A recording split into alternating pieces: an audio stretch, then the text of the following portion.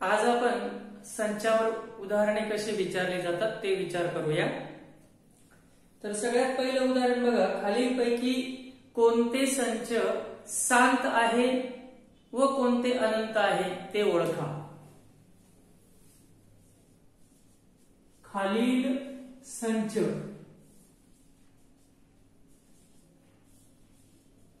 शांत की अनंत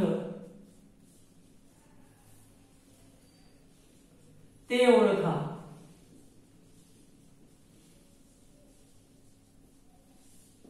खालील संच शांत की अनंत ते ओळखा। जसं पहिलंच उदाहरण दिलंय, ए बरोबर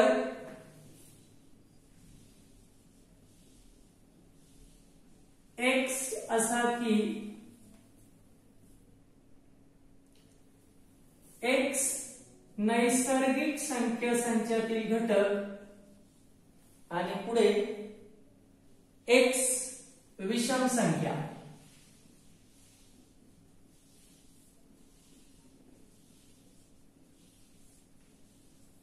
या संचाला आपल्याला ओळखायचं आहे की तो शांत आहे की अनंत आहे। शांत संच कशाला म्हणतात? जेव्हा संचातील घटकांची यादी कुठेतरी संपते तेव्हा तो शांत संच असतो, आणि यादी जर संपणारी नसेल तर तो अनंत संच। तर सर्वप्रथम या संचाला आपण यादी पद्धतीने लिहिण्याचा प्रयत्न करू। तर ए बरोबर एक्स असा की एक्स नैसर्गिक संख्या संचातील घटक आहे। मग नैसर्गिक संख्या 1 पासून अनंत पर्यंत आहे, परंतु त्यांचं म्हणणं आहे की एक्स ही विषम संख्या आहे, म्हणजेच आपल्याला फक्त विषम संख्या निवडायच्या आहे। मग विषम संख्या कोणत्या असतात? 1 3 5 7 9 11 13। या पद्धतीने हा संच कुठे संपणार आहे असं इथे कुठेही दिलेलं नाही, म्हणजेच हा संच संपत नाही, यातील शेवटचा घटक सांगता येत नाही। म्हणून ए हा अनंत संच आहे। ए हा अनंत संच आहे। या संचातील घटकांची यादी न संपणारी आहे, त्यातील शेवटचा घटक आपल्याला सांगता येत नाही। दुसरं उदाहरण बघा, बी बरोबर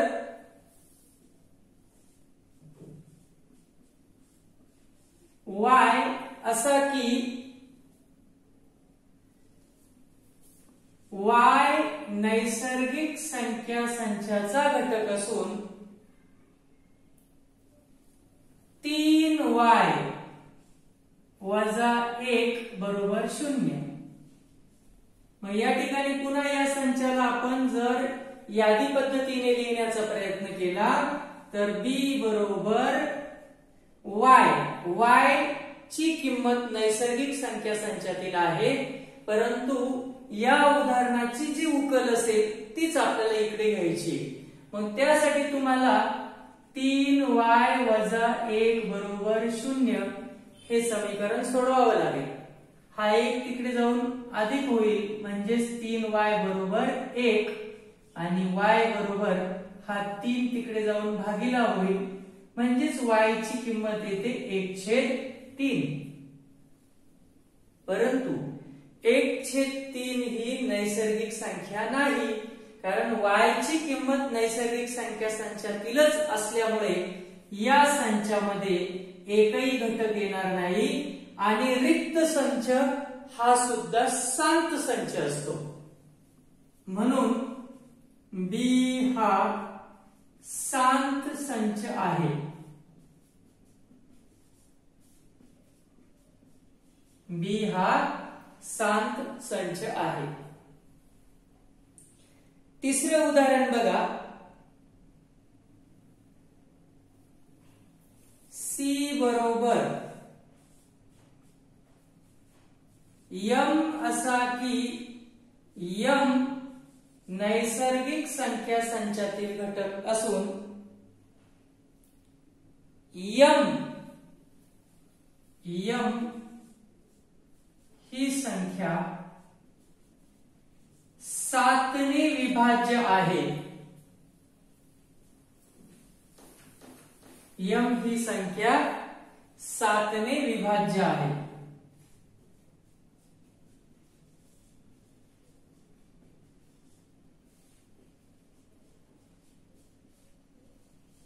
किंवा 7 ची विभाज्य. मग 7 चे विभाज्य म्हणजे कोण?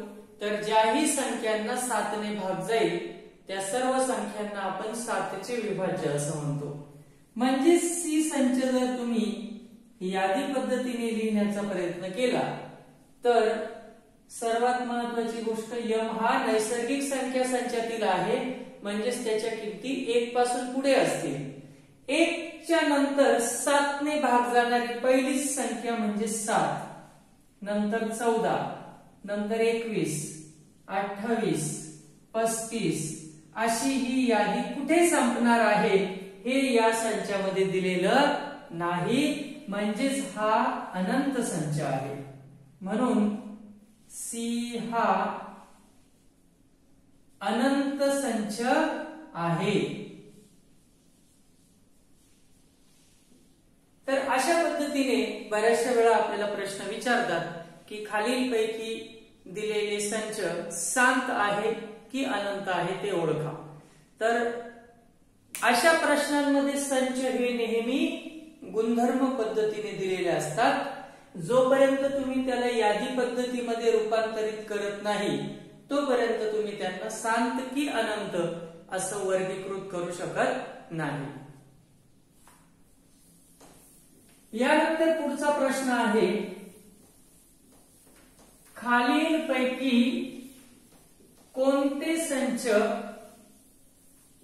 एक घटक संच आहे व कोणते रिक्त संच आहे?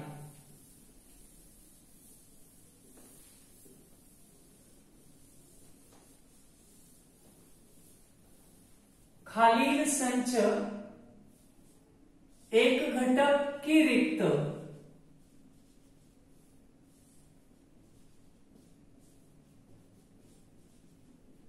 खालील संच एक घटक की रिक्त ते ओळखा. तर एक घटक संच म्हणजे ज्या संचामध्ये एकच घटक असतो आणि रिक्त संच म्हणजे ज्यामध्ये एकही घटक नसतो. तर पहिलंच उदाहरण दिलेलं आहे, p बरोबर x असा की x हा पूर्ण संख्या संचाचा घटक आहे, म्हणजेच w. w म्हणजे पूर्ण संख्या शून्यापासून सुरू होणार आहे. नंतर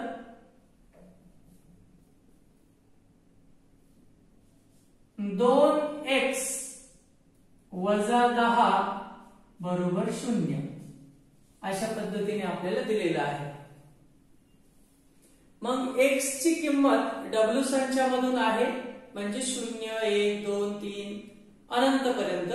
परंतु आपल्या संचातील घटक म्हणजे ह्या समीकरणाची उकल.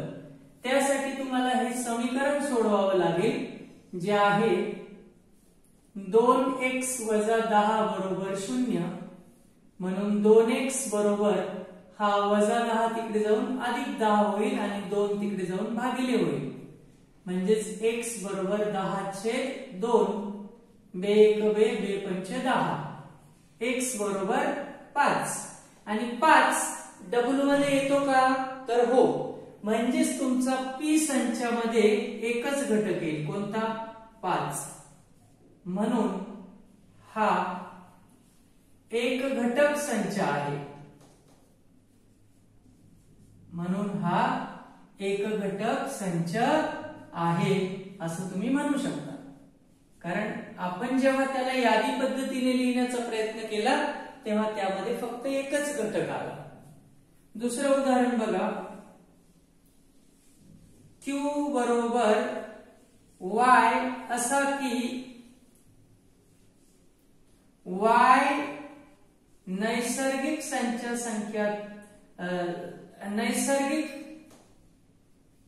संचाचा घटक आहे, म्हणजेच 1 पासून तर अनंत पर्यंत. आणि पुढे म्हटलेलं आहे y वजा 2 बरोबर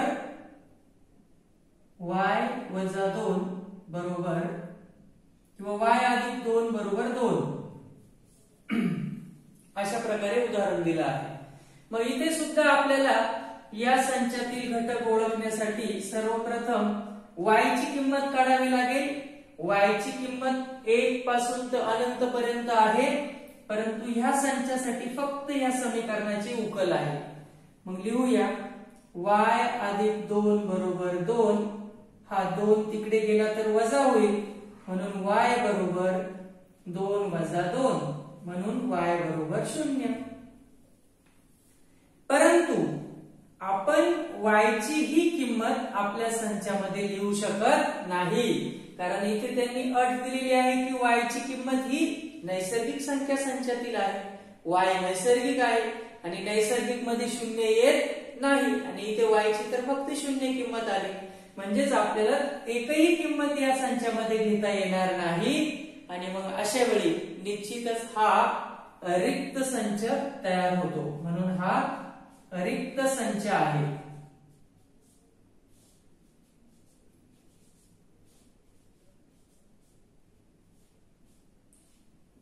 तर अशा पद्धतीने बऱ्याच वेळेला आपल्याला एक घटक की रिक्त ते ओळखा, त्याचप्रमाणे शांत की अनंत ते ओळखा, अशा प्रकारचे प्रश्न विचारले जाऊ शकतात.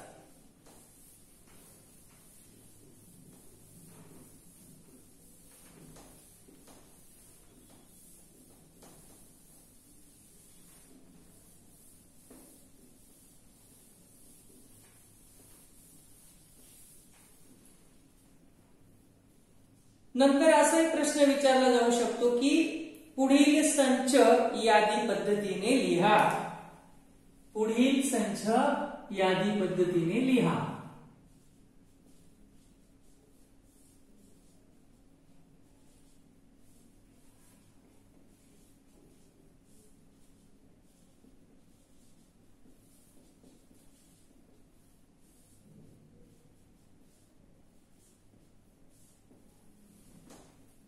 पहिलेच दिलंय कॉम्प्लिमेंट या शब्दातील अक्षरे किंवा अक्षरांचा संच.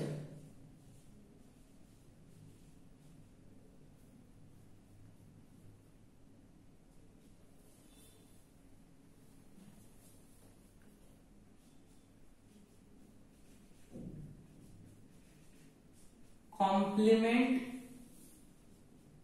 या शब्दातील अक्षरांचा संच.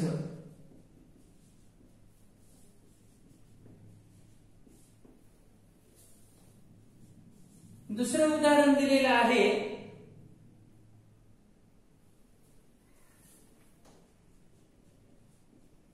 मानवी ज्ञानेंद्रियांचा संच.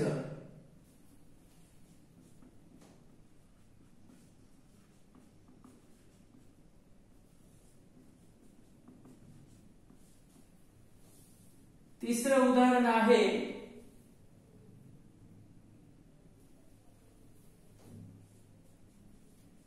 जगातील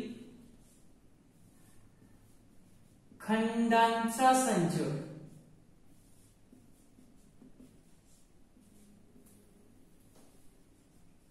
चौथा आहे 5च्या पटीतील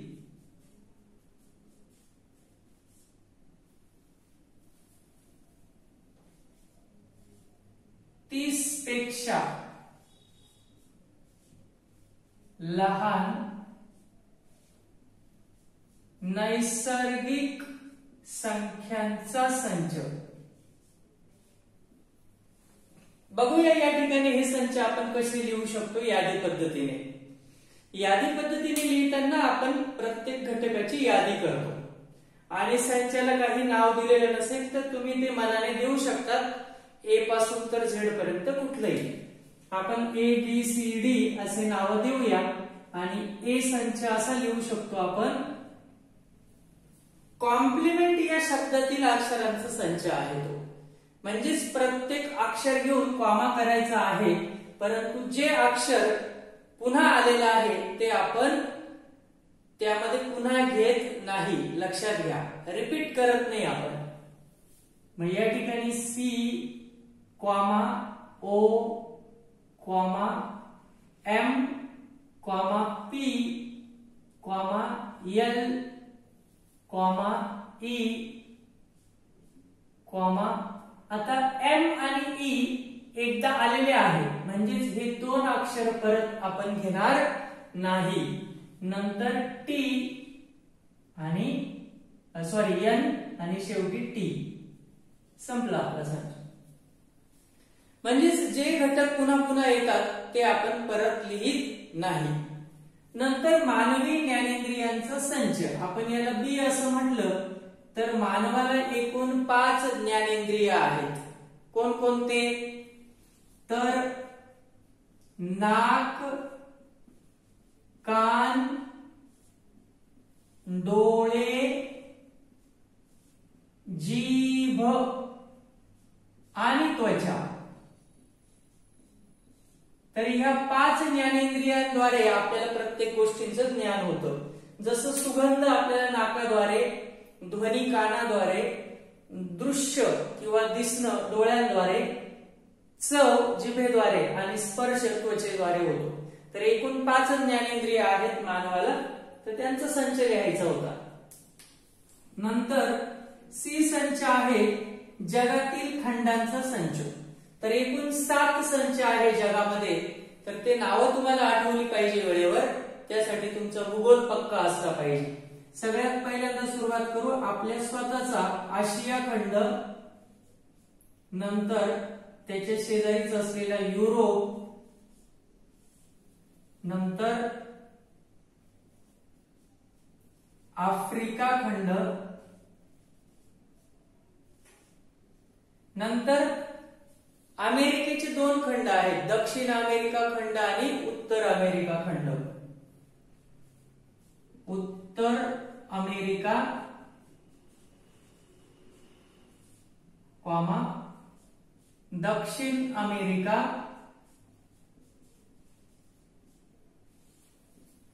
ऑस्ट्रेलिया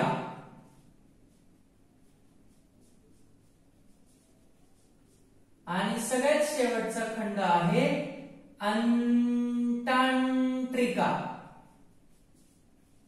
अंटार्क्टिका. तर एकूण 7 खंड आहेत. 1 2 3 4 5 6 7 अशा पद्धतीने.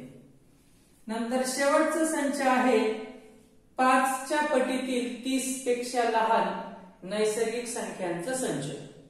5च्या पटीमध्ये सगळ्यात पहिली नैसर्गिक संख्या येते ती स्वतः 5.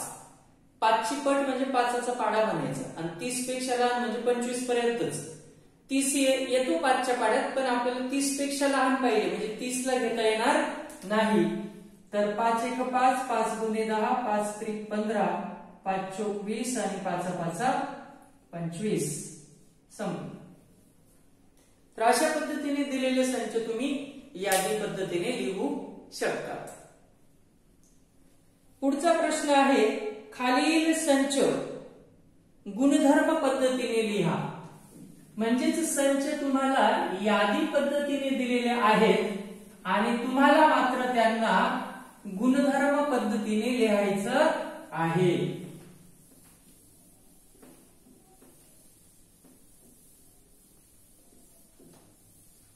खालील संच गुणधर्म पद्धतीने लिहा.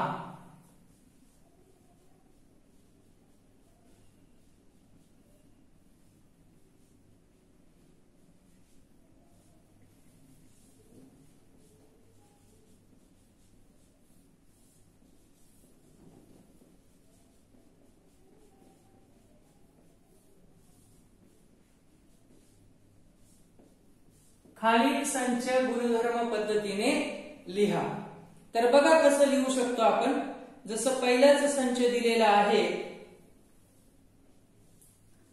ए बरोबर 1 4 9 16 25 डॉट डॉट डॉट डॉट 81 आणि 100.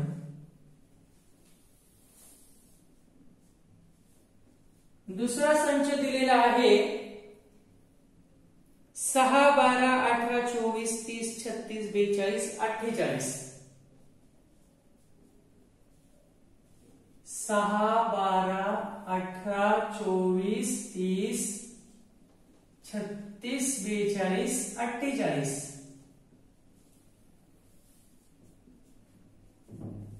तिसरा संच दिलेला आहे C बरोबर S, M, I, L, E.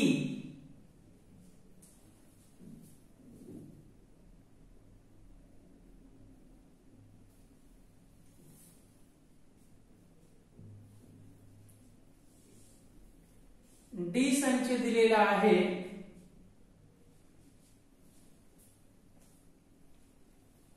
A, E, T, AET. तर या ठिकाणी बघा, संचाकडे पाहिल्यानंतर ए संचाकडे पाहिल्यावर तुमच्या असं लक्षात येईल की 1, 4, 9, 16, 25 आणि 81, 100 हे 1 पासून तर 10 पर्यंतच्या संख्यांचे वर्ग दिलेले आहेत. म्हणजेच आपली संख्या जी आहे, संचातील जे घटक आहे ते 1चा वर्ग, 2चा वर्ग, 3चा वर्ग, 4चा वर्ग असे पासून तर 10 पर्यंतच्या संख्यांचे वर्ग आहे. आणि गुणधर्म पद्धतीने संच लिहिताना तर आपल्याला अट लिहावी लागते आणि अशी अट जी प्रत्येक घटकासाठी सत्य होईल. मग आपण असं म्हणूया a बरोबर x, नंतर x ची किंमत कोणत्या तरी संख्येचा वर्ग आहे. कोणत्या संख्येचा? 1 पासून तर 10 पर्यंतच्या. मग 1 पासून तर 10 पर्यंतच्या संख्या तुम्ही इथे लिहू शकत नाही, त्यासाठी तुम्ही काहीतरी परत दुसरं चल वापरा. म्हणजे तुम्ही असं म्हणू शकता x ची किंमत y च्या वर्गासारखी आहे. पण y किती पाहिजे? 1 पासून तर 10 पर्यंत. आणि जर संख्या 1 पासून चालू करायची तर तुम्ही काय म्हणणार? y नैसर्गिक संख्या संचातील घटक आहे आणि y ची किंमत ही 10 पर्यंत पाहिजे, म्हणजे 11 पेक्षा लहान पाहिजे. संपलं. आता तुम्ही जर हा संच यादी पद्धतीने लिहिण्याचा प्रयत्न केला तर बरोबर आहे असाच तयार होईल. बघा कसं, y ची किंमत n मधून आहे, म्हणजेच y च्या तुम्ही कोणत्या किमती वापरणार? 1, 2, 3, 4 असं करत करत खूप दूर पर्यंत. पण ही अट सांगते की y ची किंमत 11 पेक्षा कशी पाहिजे? लहान. म्हणजे तुम्ही 10 पर्यंतच किमती वापरू शकता. म्हणजेच तुम्ही जर a संच लिहिण्याचा प्रयत्न केला तर त्यामध्ये x च्या किमती टाकायच्या आहे आणि x च्या किमती कशावर अवलंबून आहे? y च्या वर्गावर. म्हणजेच 1चा वर्ग करावा लागेल जो 1 असेल, 2चा वर्ग 4, 3चा वर्ग 9, 4चा वर्ग 16, 5चा वर्ग 25 असं करत करत करत 9चा वर्ग 81, 10चा वर्ग 100. म्हणजे बरोबर पुन्हा हाच संच तयार होतो. म्हणजेच यादी पद्धतीवरून गुणधर्म पद्धतीने सुद्धा तुम्हाला संच लिहिता आला पाहिजे. त्यासाठी आपण काय काय गणिती अटी टाकू शकतो किंवा गणिती चिन्हामध्ये लिहू शकतो तसा प्रयत्न तुम्ही करायचा.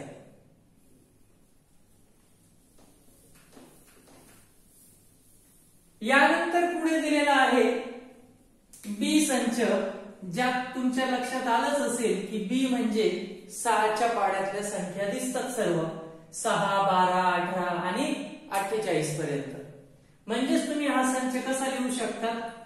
x असा की x हा नैसर्गिक संख्या आहे आणि शिवाय x ची किंमत म्हणजे काय? 6च्या पटीतील संख्या.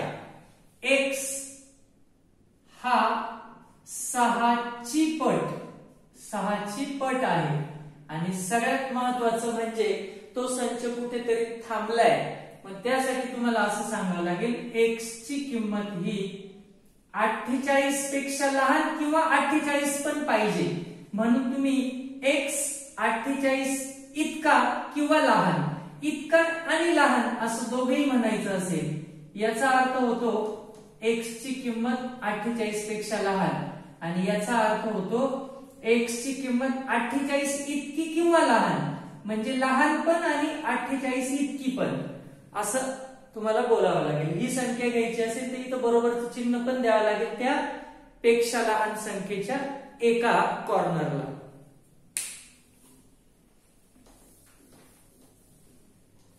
नंतर सी संचामध्ये SMILE म्हणजे स्माइल या शब्दातील अक्षर आहेत, काहीच नाहीये तो संच म्हणजे. मग तुम्ही सांगू शकता सी बरोबर x असा की x हा किंवा x हे स्माइल SMILE स्माइल शब्दातील अक्षर, x हे स्माइल शब्दातील अक्षर आहे. झाला तो संच गुणधर्म पद्धतीने.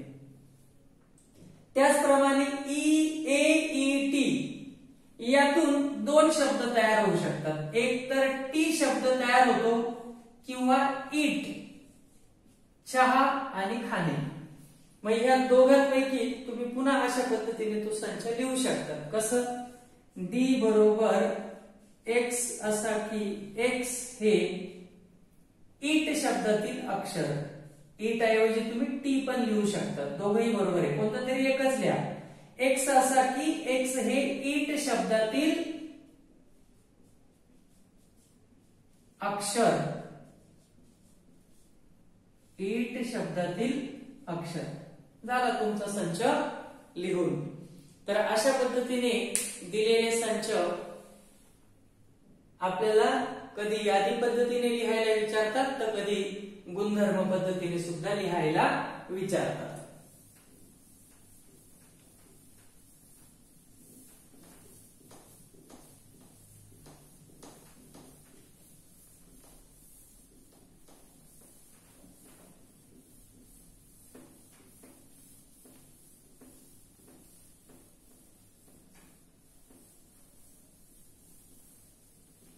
नंतर संचावरील क्रियांवर सुद्धा बऱ्याच वेळा उदाहरणे विचारली जातात.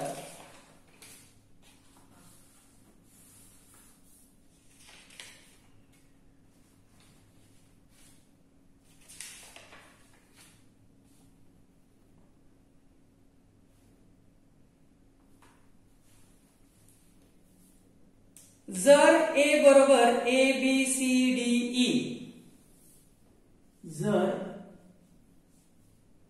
A बरोबर ABCDE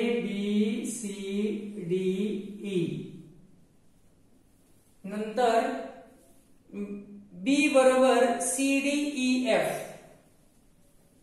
B बरोबर CDEF आणि C बरोबर B, D, B, D आणि D संच सुद्धा आहे ज्यामध्ये घटक आहेत A आणि E.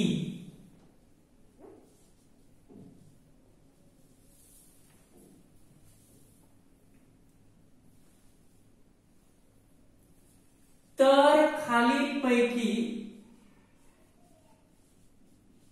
किंवा तर खालील विधाने, तर खालील विधाने सत्य की असत्य ते ओळखा.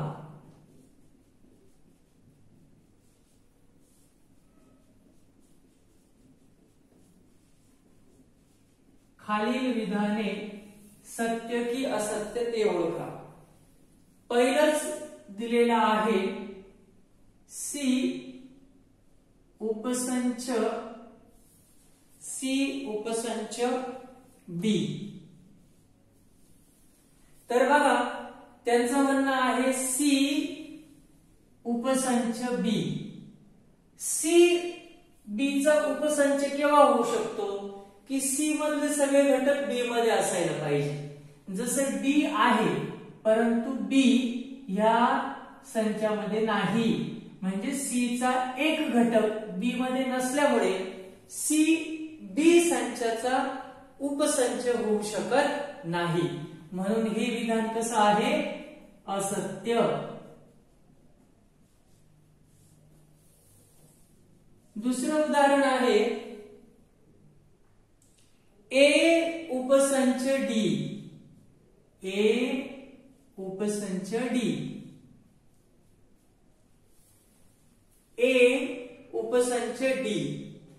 डी चे सगळे घटक ए मध्ये आहे पण ए चे नाहीये. म्हणजे डी उपसंच ए होतो पण ए उपसंच डी नाही. जर डी आधी असता आणि ए इकडे असता तर ते विधान सत्य झालं असतं. परंतु हे विधान सत्य नाही, असत्य. तिसरं विधान आहे डी डी उपसंच ए. हा, आता मात्र हे विधान कसं आहे? सत्य. कारण डी मधील सर्व घटक ए संचामध्ये आहे. बघा, डी मधला ए इकडे आहे आणि डी मध्ये असलेला ई सुद्धा इकडे आहे. म्हणजेच डी संच ए संचाचा उपसंच आहे. म्हणून हे विधान सत्य आहे.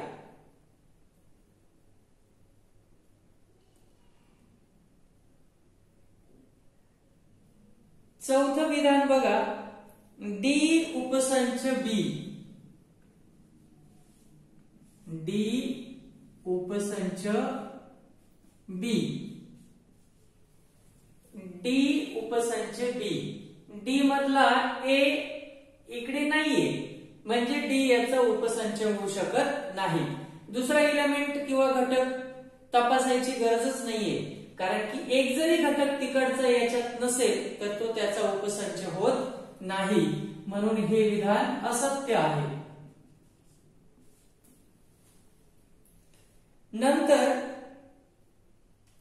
सी उपसंच ए. सी उपसंच ए. तर सी संचामध्ये बी आणि डी आहे. ते घटक ए संचात आहे का बी आणि डी? हो. म्हणजे सी ए चा उपसंच आहे. त्यामुळे हे विधान कसं आहे? सत्य. नंतर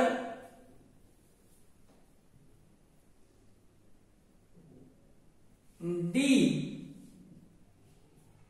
संच सी चा घटक आहे असं ते म्हणतात. या चिन्हाचा अर्थ काय होतो? चा घटक असणे, असा ई सारखा आणि मध्ये दांडी. डी घटक संच सी चा घटक आहे. आहे का बघा बरं डी? संच सी मध्ये डी आहे का? हो आहे.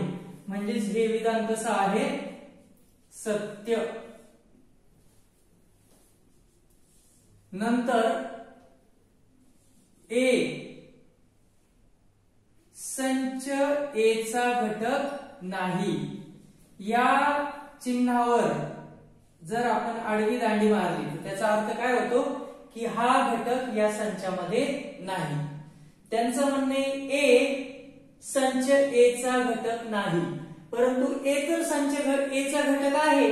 म्हणजे हे विधान कसं आहे? असत्य आहे. जर त्यांनी असं म्हटलं असतं की ए संच ए चा घटक आहे तर ते विधान सत्य होतं. परंतु त्यांनी आडवी रेष मारली म्हणजे त्यांचं म्हणणं आहे घटक ए संच ए चा घटक नाही. परंतु आपल्याला उदाहरणात दिसतं की तो संच ए चा घटक आहे. म्हणून हे विधान कसं आहे? असत्य. तर अशा पद्धतीने उपसंचावर आधारित सुद्धा उदाहरणे विचारली जाऊ शकतात. नंतर या चिन्हांचे अर्थ लक्षात घ्या. या चिन्हाचा अर्थ काय होतो किंवा या विधानाचा अर्थ घटक डी संच सी चा घटक आहे, घटक ए संच ए चा घटक नाही, अशा अर्थाने ते चिन्ह येतं.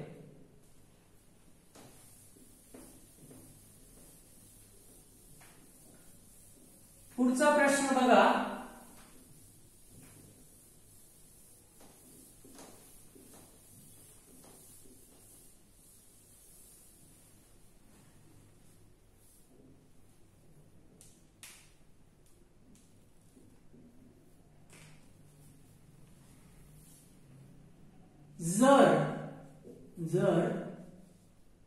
P बरोबर X असा की X W संचाचा घटक असून X 10 पेक्षा लहान समसंख्या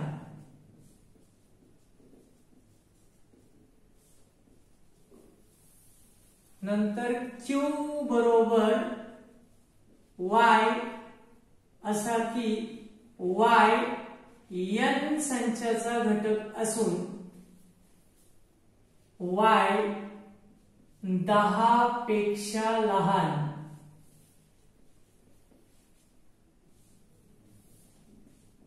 विषम संख्या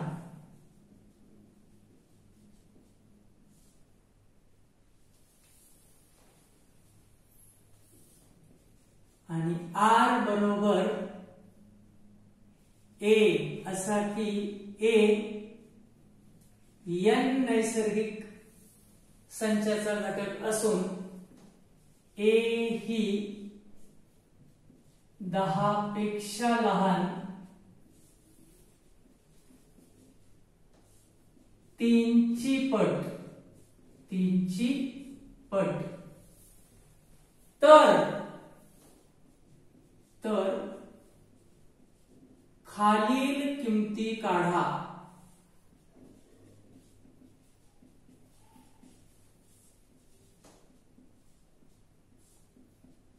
पहिलं दिलेलं आहे P छेद Q, दुसरं आहे P संयोग Q, तिसरं आहे P छेद R, चौथं P संयोग R, पाचवं P Q संयोग छेद R आणि सहावं Q छेद झाले संयोग R. तर या ठिकाणी आपल्याला 3 वेगवेगळे संच दिलेले असून संचांवरील क्रिया दिलेल्या आहेत. एक तर छेद दिलेला आहे म्हणजे त्यांच्यामधील सामायिक घटक लिहायचे आणि एक संयोग दिलेला आहे म्हणजे दोघं घटक एकत्र करायचे आहेत. परंतु त्यासाठी तुम्हाला जे मूळ संच आहेत ते प्रथम यादी पद्धतीने लिहावे लागते, तरच तुम्ही त्यांच्यावर क्रिया करू शकता. तर चला आपण सर्वप्रथम दिलेले संच यादी पद्धतीने लिहिण्याचा प्रयत्न करू. पहिलाच संच जो आहे तो आहे P संच. P संचातील घटक काय सांगितले त्यांनी? 10 पेक्षा लहान समसंख्या आणि x ची किंमत W शून्यापासून चालू होतो आणि 0 ही समसंख्या आहे म्हणजेच P मध्ये येतील 0 2 4 6 आणि 8. 10 येणार नाही कारण त्यांनी 10 पेक्षा लहान म्हटले म्हणजे 10 नाही येणार आणि समसंख्या असल्यामुळे 9 पण येणार नाही कारण आपल्याला फक्त समसंख्या पाहिजे. नंतर Q बरोबर Y नैसर्गिक संख्या संचाचा घटक आहे N च्या किमती 1 पासून पुढे चालू होतात आणि Y 10 पेक्षा लहान विषम संख्या आहे. सगळ्यात पहिली नैसर्गिक विषम संख्या 1 म्हणजेच 1, नंतर विषमी म्हणजे पुढची 3 येईल, नंतर 5 येईल, 7 येईल आणि 9. 10 पेक्षा लहान मध्ये 9 पण येतो. नंतर आहे R मध्ये आपल्याला काय सांगितलेलं आहे? R A च्या किमती घ्यायच्या आहे आणि A ची किंमत नैसर्गिक संख्या संचातील आहे म्हणजे 1 पासून पुढे.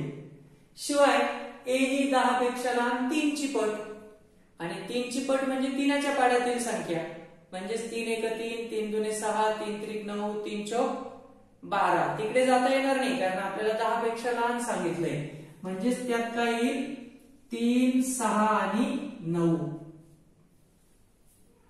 आता आपण एक एक क्रियेचा विचार करू. सर्वप्रथम आपण लिहूया P छेद Q. तर तुम्हाला माहिती दोन संचांचा छेद ह्या चिन्हाला आपण कसं वाचतो? छेद. छेदचा अर्थ होतो सामायिक घटक. सामायिक घटक. मग बघा पी आणि क्यू मध्ये काय सामायिक दिसतं तुम्हाला? काहीच सामायिक नाहीये. एकही घटक दोघांमध्ये सामायिक नाही. म्हणजेच हा संच कसा येईल? रिक्त संच येईल. नंतर दुसरा प्रश्न दिलेला आहे पी संयोग क्यू. या यू सारख्या चिन्हाला आपण कसं वाचतो? संयोग.